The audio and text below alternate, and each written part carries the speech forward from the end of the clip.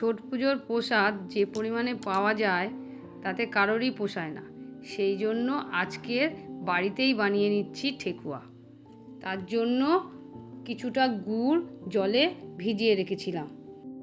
2 বাটি আটা নিয়ে তার মধ্যে কিছুটা মৌরি, নারকেল কোড়া, 2 চামচ ঘি, চিনি দিয়ে ভালো করে মাখিয়ে নিয়ে তার মধ্যে ভেজানো গুড়টা দিয়ে ভালো করে একটা ডো বানিয়ে নিয়েছি। তারপর ওই শক্ত ডোটা থেকে ছোট ছোট করে গোল গোল করে নিয়ে ভালো করে পাতার মতো শেপ দিয়ে নিয়েছি।